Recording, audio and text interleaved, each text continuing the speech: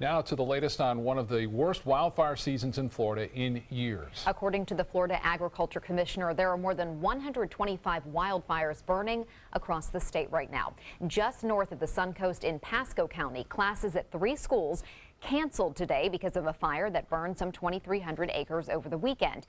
And people living in the Jacksonville area are on fire alert due to a wildfire in South Georgia. Firefighters are working tirelessly to put those fires out. Tonight, ABC 7's Dwayne Lindo shows us what they're going through during this dangerous wildfire season. I have a bad feeling about this year. It's looking more and more like 98. 1998, the year the entire state of Florida was ravaged by wildfires. This state has never been quite so hot and quite so dry as we now find it. From May to July of that year, almost 500,000 acres were burned, along with more than 150 structures.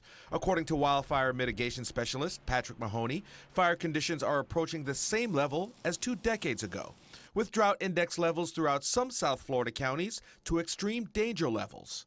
Very center of the state, around Okeechobee, Hardy, DeSoto, Glades, that seems to be the driest area right now. And coastal areas as well, susceptible to wildfires that destroy homes, disrupt people's lives, and impact our economy. And it's the forest rangers from the Florida Forest Service to help keep that from happening.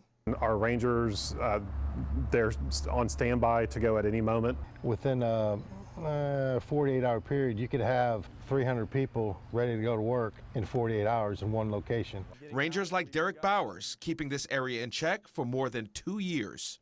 We're going to check the edges of the fire to see if there's any smoke or any smoldering or any open flames. It was only a few days ago more than 80 acres in this area of northern Manatee County was burned. Now Bowers is revisiting the site and other hot spots to make sure this section is secure.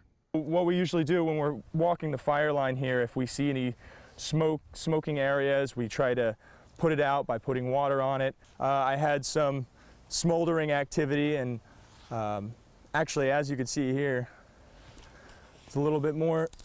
It's still smoldering just a bit.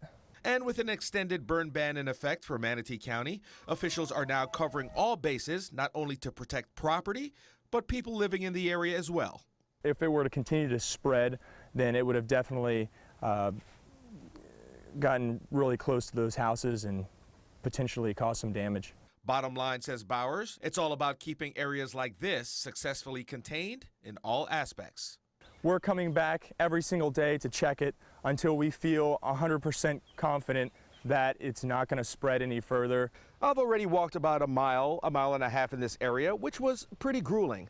But these forest rangers sometimes have to walk 4 to 5 miles a day during this busy wildfire season. We're on our feet for 8 to 9 hours walking up and down hills, and there's a lot of thick brush. So sometimes if you have to get further in there, you just kind of have to hold your breath and charge in.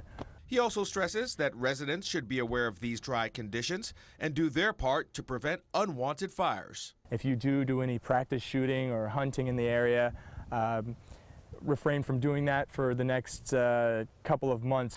Just recently, here in Babcock Ranch, located in eastern Charlotte County, the area going through a 250-acre brush fire caused by an illegal burn. But officials say it's drought that's typically one of the big drivers of fire activity. From what we're looking at from the forecast, it's going to get worse.